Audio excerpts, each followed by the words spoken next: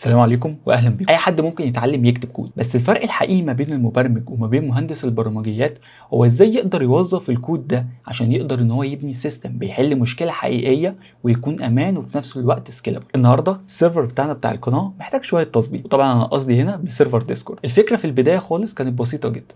كنت عايز اعمل بوت، البوت ده بيتابع قناه اليوتيوب بتاعتي، كل ما بينزل فيديو بيروح واخد عنوان الفيديو ده او بياخد اللينك والعنوان بتاع الفيديو وبيبعت رساله بالفيديو ده في التشانل عشان كل الموجودين على السيرفر بتاع الديسكورد يشوفوا ان في فيديو جديد نازل. دي كانت الفكره المبدئيه، بس تعالى اقول لك بقى بعد شويه تفكير وشويه تخطيط وشويه حاجات جميله كده انا وصلت لايه.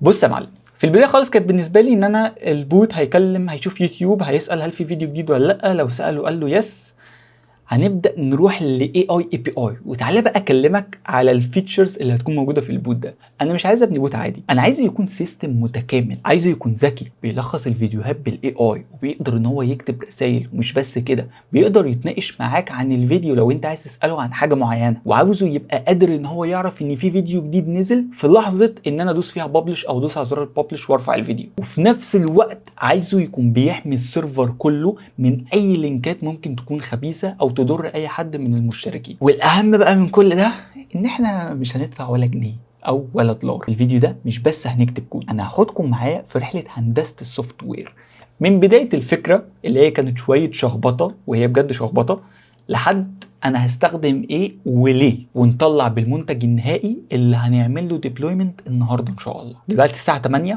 فمش عارف اخلص امتى، بس انا المتوقع ان البروجكت ده هياخد مني ساعتين 3 مش اكتر من كده، عشان هو بروجكت مش صعب يعني. كوبايه قهوتك ويلا بينا يا صديقي عشان فيديو النهارده هيكون ممتع جدا. طيب، اول حاجه غلط انت ممكن تعملها ان انت تفتح IDE بتاعك وتبدا ان انت تكتب كود. يا صديقي شوف الاول انت هتستخدم ايه، شوف الاول الفيتشرز اللي عندك، اقعد افتح اي حاجه كده تقعد تشخبط فيها شويه. يعني هنا تعالى اوريك مثلا، شايف الشخبطه دي؟ هو انا عارف الشخبطه دي بتعمل ايه. بص الشخبطه دي عباره عن ان انا باخد العنوان، باخد الكلام او السكريبت بتاع الفيديو. هتقول لي بتاخد السكريبت بتاع الفيديو ازاي؟ اقول لك في مكاتب كتيره جدا في بايثون بتقدر ان هي تطلع الاوتو كابشن اللي موجود في يوتيوب. يعني لو احنا فتحنا اي فيديو يوتيوب كده، ماشي، اي فيديو عندي على القناه، يعني لازم اكون انا فاتح فيه ان هو في اوتو كابشن، ونفتح كده اليوتيوب، نفتح اي فيديو عندي. لو جيت فتحت اي فيديو هتلاقي ان هو كل كلمه انا بقولها مش ده الفيديو ده، بس بغض النظر عن الاعلانات اللي انا ما باخدش منها فلوس اصلا، بس ماشي.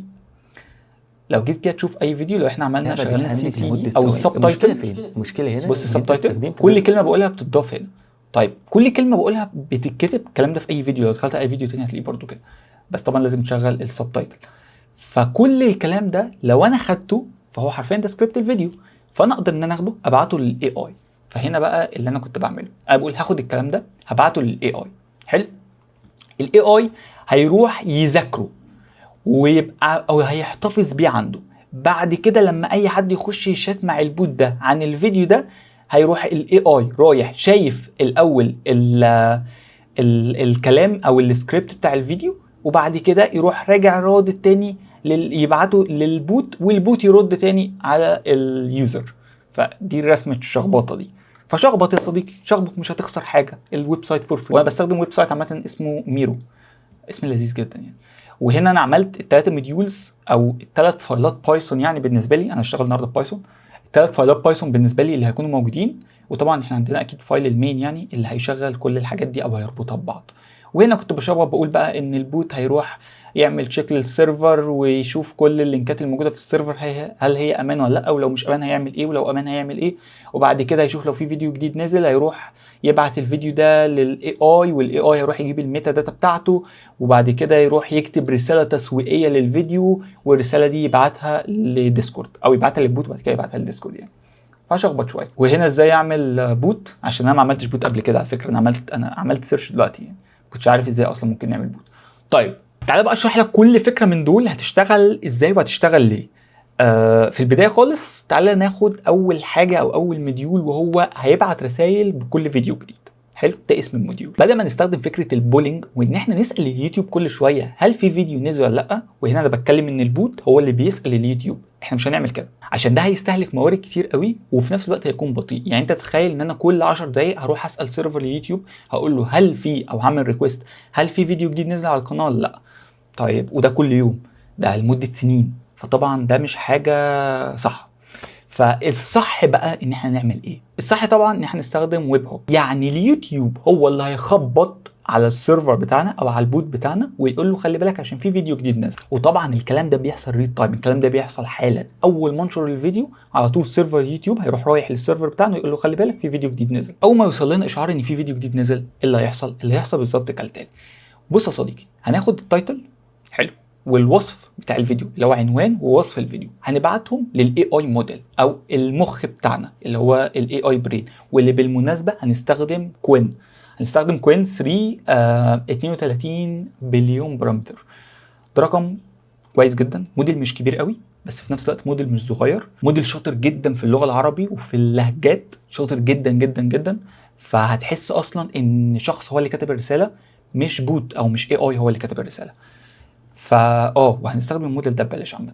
طيب هيعمل ايه الموديل ده؟ هياخد البيانات الوصف بتاع الفيديو، هياخد التايتل وهيكتب لنا بوست تسويقي للفيديو ده، وطبعا بعد كده هيبعت للبوت الرساله بتاعت التسويقيه دي، والبوت بتاعنا هياخد الرساله دي وياخد لينك الفيديو ويبعتهم في تشانل في ديسكورد. يعني لسه ما عملتهاش اصلا. وزي ما قلت لك يا صديقي ان احنا عندنا هنا الموديول ده ماشي. الموديول الثاني الاول اللي انا لسه شرحه لك من شويه بس اشرحه لك تاني. الموديول الثاني هو الفكره كلها ان هو بياخد السب تايتل اللي موجود في الفيديو وبيديه للاي اي، واي حد يقدر يخش يتكلم مع الاي اي موديل ده. هو الداتا سيت بتاعته كلها هتكون هي السب تايتل دي، يقدر يتكلم معاه يناقشه في الفيديو، يقدر يساله عن حاجه الموديل هيجاوبه بكل سهوله ومش هيبقى فيه اي مشكله. بس هنا في ملحوظه، لسه مش عارف هينفع اعملها او هعرف اعملها ولا لا. انا عايز اعمل كاشنج للفيديو للسب تايتل، مش عايز كل مره ابعت السب تايتل. ليه؟ عشان مش عايز استهلك توكنز على الفاضي. كل مره هبعت السب تايتل هتبقى السب تايتل كبير، فهيبقى مثلا 1000 توكن. فليه كل مره ابعت 1000 توكن؟ عايز اشوف طريقه ان انا اقدر اعمل بيها كاشنج للسب تايتل ده، ان هو يتباع مره واحده ويفضل موجود، الموديل يفضل فاكره، اي حد يخش يساله على الفيديو فيقدر ان هو يساله ويجاوبه عادي خالص من غير ما كل مره يستدعي السب تايتل. هشوف هنعملها ازاي يعني، مش عارف لسه تنفع ولا لا، بس هي دي الطريقه الصح. طيب تالت حاجه، وان انا هفحص اي لينك هيتباع في السيرفر عندي، اشوف هل اللينك ده فيه مشكله او اللينك ده خبيث ولا اللينك ده تمام مفيهوش مشكله. افحصه يعني، عشان طبعا في لينكات كتير بتتباع في السيرفر وانا لاحظت حاجه زي دي.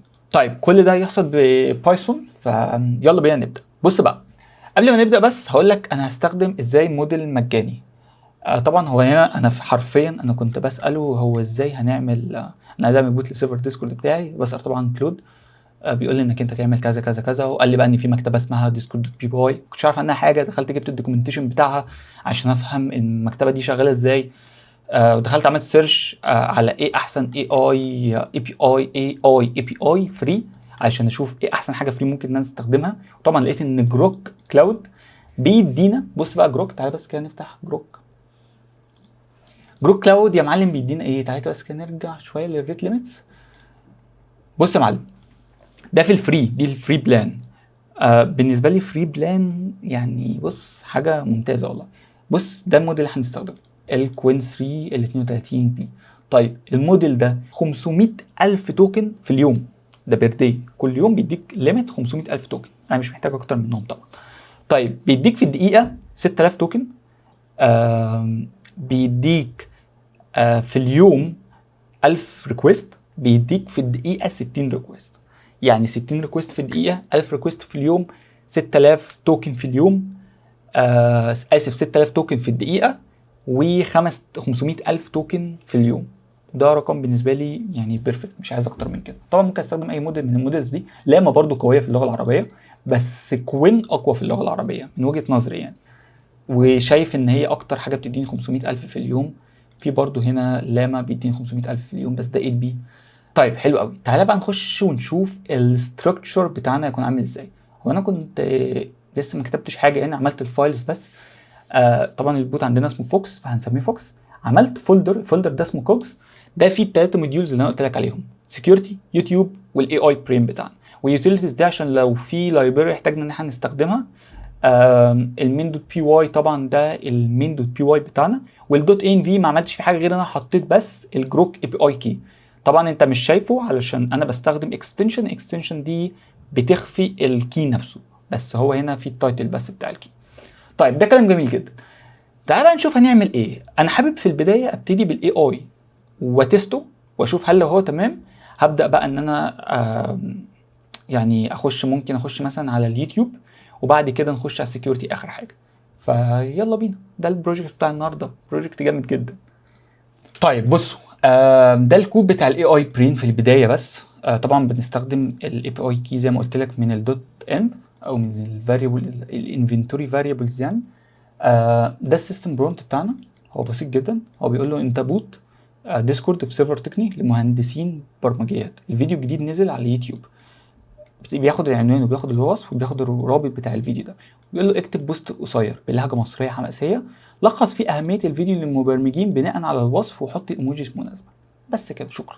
هو ده كل اللي هو بيعمله يعني، او حاليا ده كل اللي هو بيعمله، بعد كده مش هيعمل كده.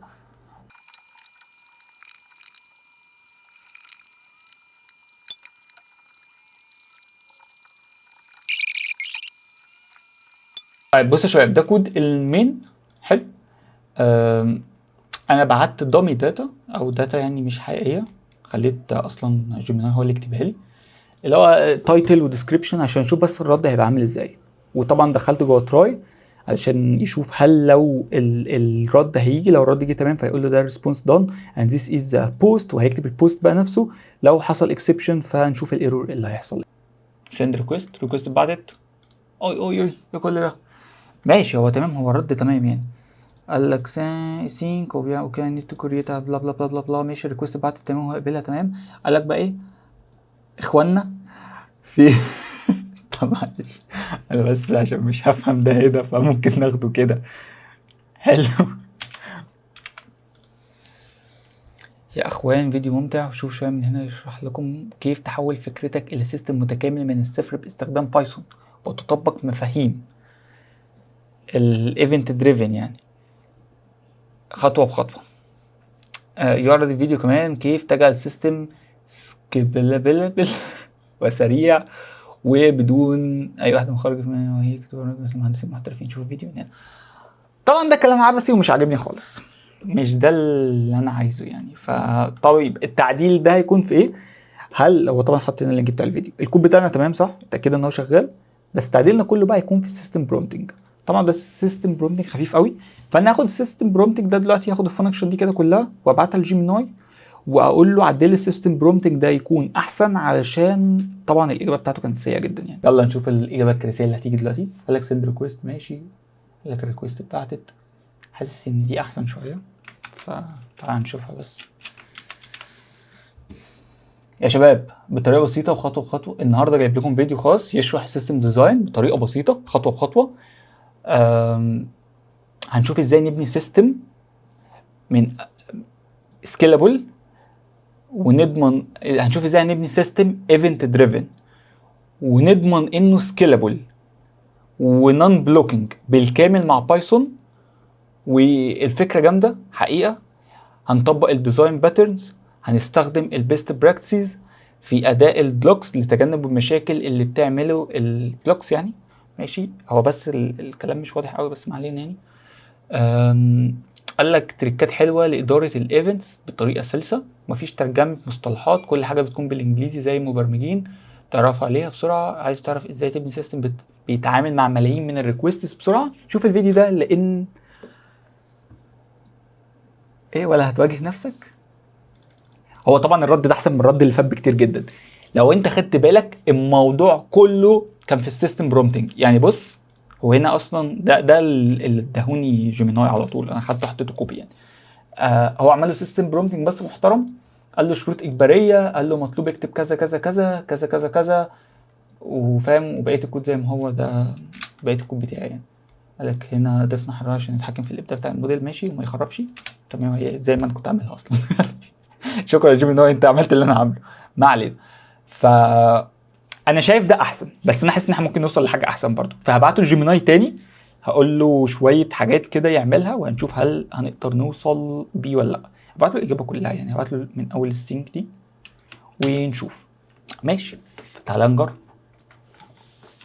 تعالى نجرب تاني الريسبونس بتاعته يا شباب. النهارده جايب لكم فيديو قوي يزيد من مهاراتك في السيستم ديزاين.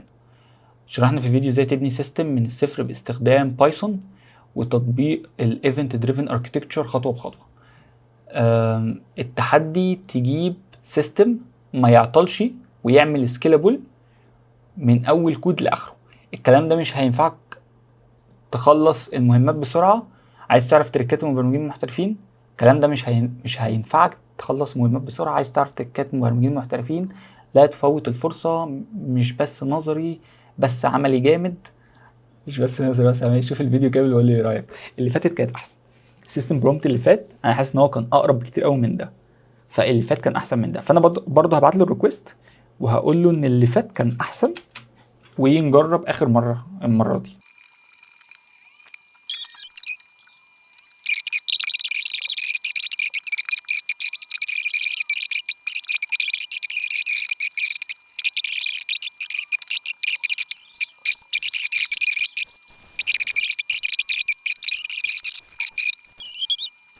يلا اتمنى دي تبقى يعني يبقى اقوى شويه. يا شباب النهارده جايب لكم فيديو رايق جدا بنشرح فيه ازاي تبني سيستم من الصفر بايثون. المفروض ببايثون بس ما علينا. وهنشوف مع بعض تريكات عشان نخلي السيستم بتاعنا سكيلابل ونون بروكينج. وفي الفيديو ده هنغوص في الايفنت دريفن اركتكتشر. فيديو دسم جدا، هات قهوتك وشوفه من هنا. نفس البرومبت اللي فاتت تقريبا، بس لما خليته 0.2 شفتوا عامل ايه؟ هو جاوب من نفسه في بايثون ولا انا اللي خدتها من هنا كوبي غلط؟ بايثون هو كتبه بايثون. طب تعالى نعمل ران تاني ونشوف. لو خدنا 0.3 دي الاجابه. ناخدها هنا ونحطها ونشوف. يا شباب النهارده جايب لكم فيديو رايق جدا بنشرح فيه ازاي تبني سيستم من الصفر. هو شالك اصلا بقى بايثون، فاهم؟ في الفيديو ده هنغوص فيه الايفنت دريفن اركتكتشر، وهنشوف مع بعض تريكات عشان نخلي السيستم بتاعنا سكيلابل ونون بلوكينج. في فيديو دسم جدا، هات قهوتك وشوفه من هنا.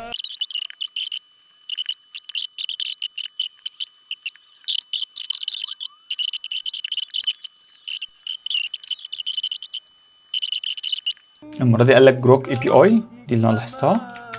نعمل كده. النهارده جايب لكم فيديو رايق جدا بنشرح فيه ازاي، دي بقى احلى. بص قال لك ازاي اوبن اي اي اسرع 10 مرات من جروك.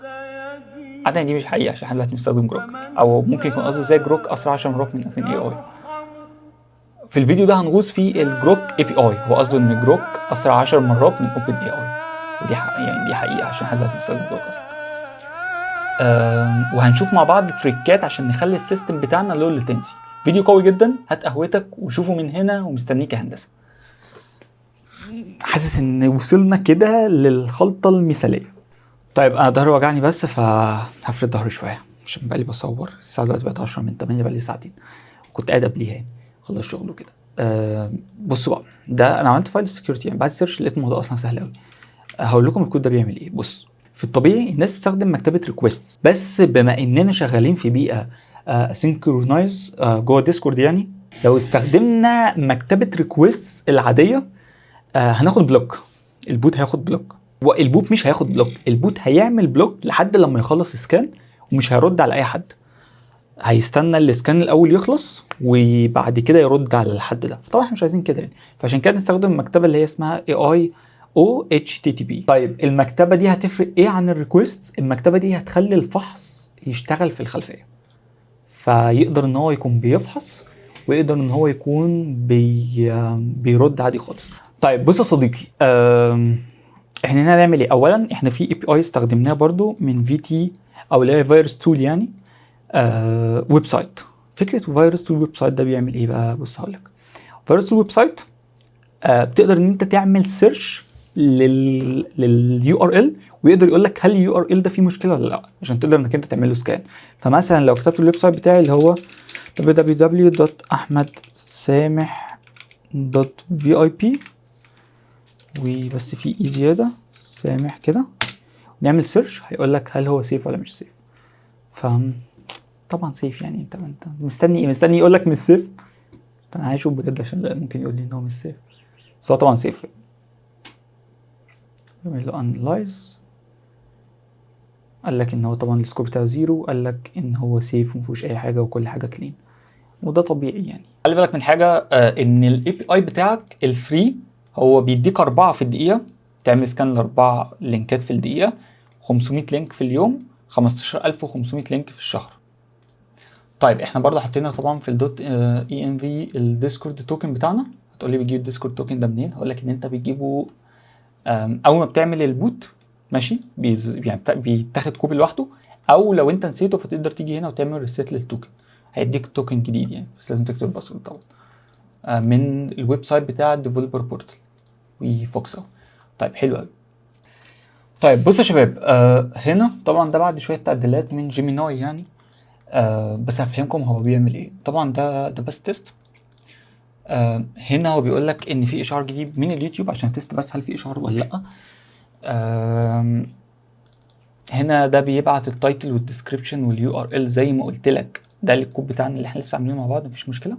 وبعد كده بيعمل ريكويست للبوت اللي هو الاب، وده المفروض الشانل اي دي، طبعا الشانل ده غلط، ده مش صح. وقال لك بقى سواء ان هو تم ارسال البوست للديسكورد بنجاح، دي صح. ما تقبلش الروم، اتاكد من الاكس، ده غلط. بس كده. وده الويب هوك، الروت يعني. هنا يا معلم في الجزء ده الجزء الخاص بالتست وبالرسائل. اي حاجه فيها HTTP، اي حاجه فيها شرطتين، اي حاجه فيها لينك، هيخش على طول ان هو يعمل له تيست، وهيتست زي ما احنا قلنا في السكيورتي يو ار ال. فده بالنسبه للجزء ده. وطبعا هنا بقى احنا بنبدا ان احنا نعمل سيت اب للويب السيرفر اللي هو الويب سيرفر يعني، وبعد كده بنشغل البوت. فتعال نجرب بقى. في حاجه مهمه قوي نسيناها، محتاجين ان احنا نشغل نجروك، فتعالى ننزله اصلا عشان مش عندي. طيب فكره نجروك او ان جروك زي ما انت عايز قول له يعني، بيعمل ايه؟ بيخلي اللوكال سيرفر بتاعك يبقى بابليك سيرفر عشان اليوتيوب يقدر ان هو يعمل اكسس لللوكال سيرفر بتاعك، عشان اقدر ان انا اتست دلوقتي يعني. كده كده بعد كده هعمل له ديبلويمنت، وهعمل له ديبلويمنت معاك برضه. هشوف هعمل له ديبلويمنت على ايه، انا لسه مش عارف. فنقول اكسبت وكريت اكونت. ما عملتش اكونت عليه قبل كده عشان كنت بستخدم كلاود تانل، بس يعني تعالى نجربه مع بعض بقى. طبعا بنعمل له انستول حاليا، فيخلص بس انستول، وهنرن كوماند كده يحط التوكن بتاعنا، وبعد كده اقول لك ازاي ترن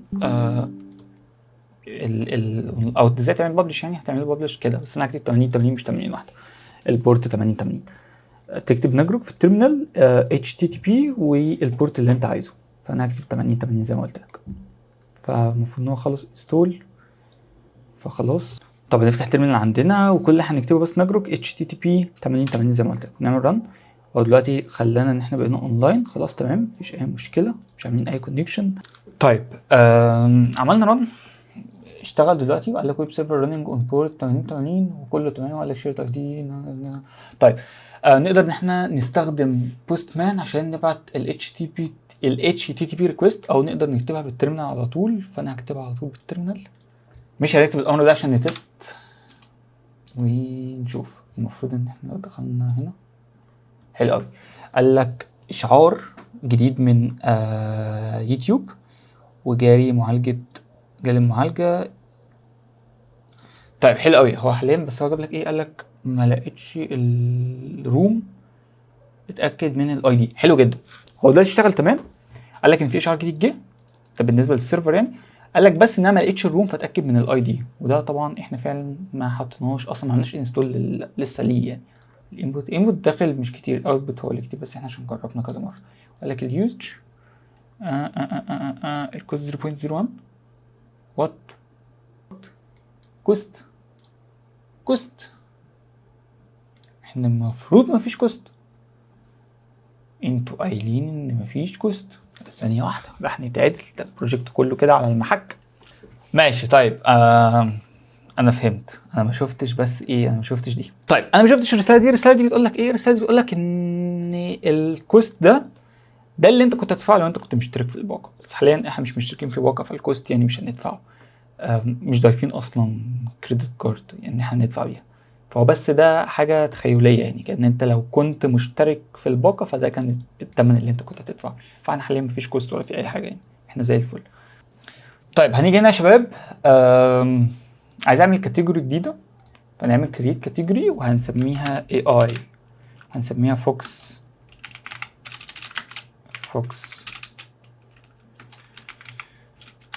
AI. او اي اي فوكس، فوكس اي اي احسن. حلو. وتعالى نحط ايموجي روبوت ده، بنقول فوكس اي اي ولا اي اي فوكس؟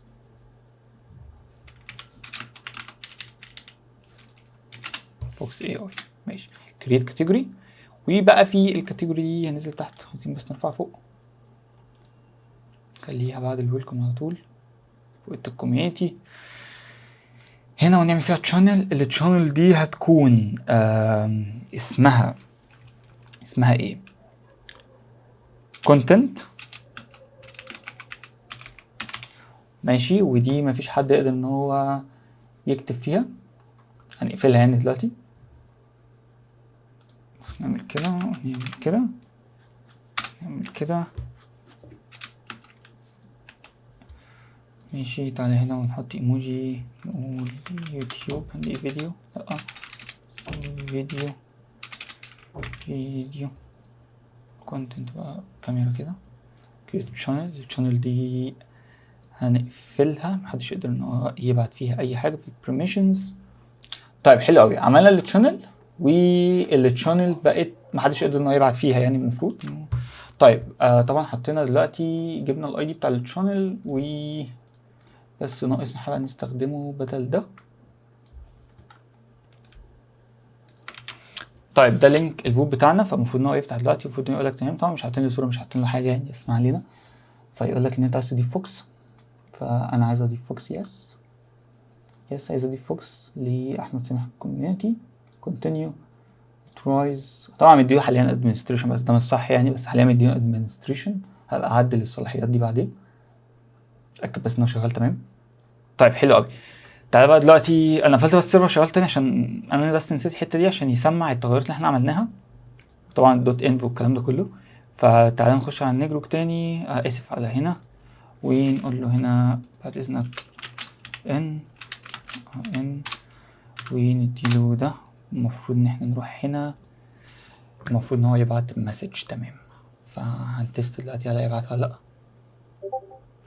بيرفكت. انا سمعت صوت نوتيفيكيشن. لكن شويه النهارده جايب لكم فيديو رايق جدا بنشرح فيه ازاي تعمل سيستم متكامل من الصفر. الفيديو ده هنغوص فيه الايفنت دريفن اركتكتشر، ونشوف مع بعض تريكات عشان نخلي السيستم بتاعنا نون بلوكينج اند سكيلبل. فيديو قوي جدا، هات قهوتك وشوفه من هنا، ومستنيك يا هندسه. ده بالنسبه لي بيرفكت. بيرفكت بمعنى كلمه بيرفكت، ده شيء هايل. طبعا هنحط ايكون للبوت يعني، هنحطه بنفس ايكون بتاعتنا، بس ده بالنسبه لي كان حلو قوي جدا. شغل البوت، للاسف ان انا غبي يعني وقفلته. تعالى تاني نشغل البوت، ونيجي هنا نقول بايثون دوت منو دوت بي واي.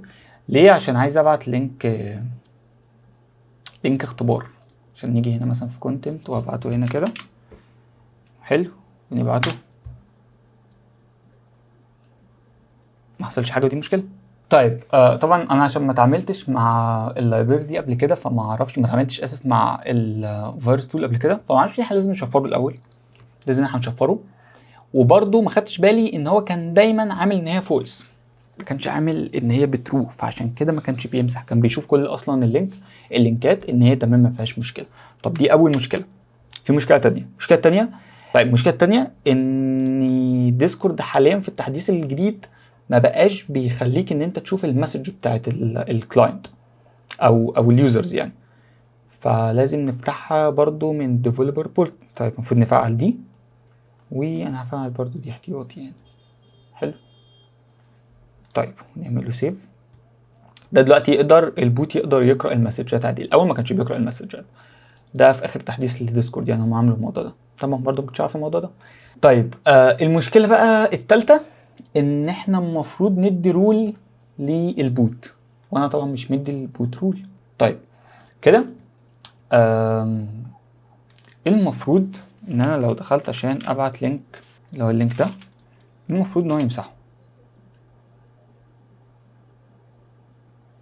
انا مش مشغل السيرفر، هنشوف مش مشغلين فعلا السيرفر. تعال نشغل بايثون main دوت بي واي، وكده قال لك تمام اشتغل، قال لك ويب سيرفر ستارت وكله تمام. وهنا طبعا انرين ستارت، كله تمام كله تمام كله تمام. تعال نيجي هنا، تعال نخش بقى على فوكس اي اي وعلى كونتنت ماشي، ونكتب ده كده ونبعته. برضو ما اشتغلش.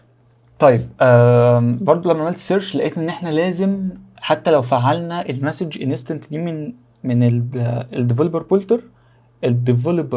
بورتال لازم نفعلها من هنا في الكود، فهنفعلها بالشكل ده. فاتمنى ان احنا دلوقتي لما نعمل كنترول سي ونشغل تاني السيرفر ان هو يشتغل تمام. اتمنى او بيبعت النوتيفيكيشنز تمام، بس هو فوكس هنا مش شغال، دي مشكله. طيب خلينا بقى نديباج هنا ونشوف الفايل بتاع السكيورتي ده بيشوف ايه. طيب انا في حاجه خدت بالي منها ما كنتش واخد بالي منها قبل كده. بيقول لك ايه؟ بيقول لك ان البريفليج messages content instant is missing, comments may not work as expected. فهو بيقول لك اصلا البتاع اللي احنا شغلناها يعني بيقول لك ان هي missing، ما عدا ان احنا المفروض ان احنا مشغلينها. بص الغباء بتاعي وانا بديبج لاحظت ان انا ببعت الديفولت. انا المفروض ما ابعتش الديفولت، المفروض دي تشال كده ماشي، ودي اللي تتبعت. انا بجد لو ده الحل هتضايق من نفسي. بسم الله نشوف. اخيرا يا انت البوت اشتغل. انا مبسوط، حتى لو كنت انا غبي فمش مشكله، انا مبسوط كده. كل حاجه فيه شغاله زي الفل. عايز بس اشوف ان انا لو بعت في اي مكان لينك في السيرفر كله هيمسحوه. اللينك ده خطر وتم حذفه. خلي بالك احمد سابع تحذير، اللينك ده خطر وتم حذفه. طيب ده كلام جميل جدا. ده في حد قاعد في ديسكورد دلوقتي وشافني قاعد بلعب كده، فحقك عليا، بس انا كنت انت شايف انا في ايه. طيب حلو، تعالى بقى نعمل ديبلويمنت للبوت بتاعنا عشان مش هيفضل شغال لوكال يعني. فخلاص انا كده مش محتاج اي حاجه، انا كده كودي تمام في اللوكال سيرفر ده كل حاجه خلاص بقى اتهنت. تعالى بقى نروح نشوف هنعمل ايه. طيب بص بقى يا معلم، علشان يوتيوب يبدا يقرا الداتا بتاعتنا حقيقيه، اليوتيوب بيبعت XML فايل، فاحنا لازم نهندل عشان حاليا طبعا بنقرا الداتا دي. هو بيبعت تايتل ديسكريبشن ويو ار ال. ففوق خالص طبعا نعمل انكلود للاكس ام ال لايبرري عشان نهندل بس الموضوع ده، وطبعا دي كلها هتتمسح. طيب المفروض ان ده لينك حاجه اسمها التوبيك. التوبيك ده ايه؟ ده هو الويب هوك يعني، بس احنا المفروض بقى نربط ده مع اللينك بتاع السيرفر بتاعنا. فالمفروض ان احنا نعمل ديبلويمنت بقى يعني. ده كده جاهز، المفروض بس نعمل ديبلويمنت. واحنا المفروض نخش على الصفحه دي ونربط الاثنين ببعض، والمفروض نحط الكول باك يو ار ال. كول باك يو ار ال ده اللينك بتاع السيرفر بتاعي. طيب عشان نعمل ديبلويمنت للسيرفر فهنستخدم ويب سايت اسمه render.com. انا ما اعرفش عنه اي حاجه، ما استخدمتوش قبل كده، ممكن اكون عامل عليه اكونت بس مش عارف، فنعمل لوجن يلا. طيب طبعا بس عشان ده اصلا بروجكت بايثون، فمحتاجين بكل تاكيد نعمل ريكروتمنتس txt نحط فيه اللايبرز اللي احنا استخدمناها عشان لما نيجي نعمل له ببلش على السيرفر ينزل الحاجات دي اوتوماتيك. نيجي هنا ونحط اللايبرز اللي احنا استخدمناها. طيب زي الفل. طيب بنعمل ببلش للريبو. طيب نرجع بقى ريندر تاني. عايزين نختار ويب سيرفيس، نختار ويب سيرفيس ونختار ان هو عايزين تهزر لازم تبقى بابليك. لا ممكن نعمل كونكت على طول، مش لازم تبقى بابليك. ما اعتقد يعني المفروض مش بابليك، ما انا هعمل كونكت. عايزين بس المفروض في الستارت كوماند. هو فين ستارت كوماند؟ بايثون main.py عشان يشغل ده. طيب طبعا احنا فري، عايزينه فري دان ماشي ما علينا يعني. بس في مفروض add environment add from file choose a file. حلو جميل. طيب نعمل deploy نقول بسم الله. لازم add card ليه؟ add card ماشي.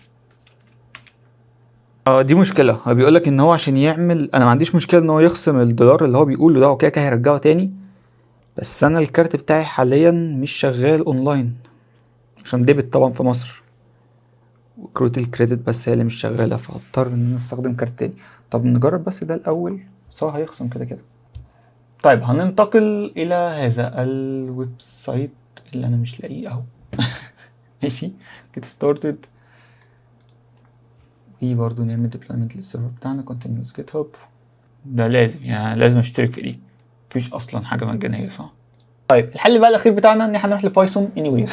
ماشي، ما هو ده برضو عايز اشتراك، فنروح لبايثون anyway مفيش مشكله، بس هنا نرفع ملفات بايثون بس. طيب انا المشكله بس ان هو هيحتاج مني كل يومين ان انا اخش اعمل زي اكستند للتايم عشان يفضل شغال، عشان الكود يفضل شغال. طبعا انا مش هعمل كده. فيبقى الحل الاخير اللي فاضل هو هاجينج فيس، وندي السبيس دي نيم. طبعا السبيس تبقى ستاتيك، والستاتيك بتاعنا المفروض تبقى ستاتيك. ممكن نعملها دوكر عادي، ممكن نعملها دوكر ونعملها بايثون. ماشي، هنسمي السبيس كده لايسنس ام اي تي، وطبعا محتاجين هنخليها بابليك. طيب هنرن طبعا. طيب محتاجين بقى دلوقتي نقول create a new file، والفايل بتاعنا هيكون اسمه دوكر فايل. احنا هنعمل دوكر دلوقتي. طيب حلو اعملي create بقى للفايل ده. عملنا له create خلاص. ارجع لي خش لي هنا لفوكس بوت، او بيعمل بيلدينج. مش عارف بيعمل بيلدينج على ايه حاليا يعني، اسمع علينا يعني مش عايز تعمل بيلدينج، ما انت طبيعي.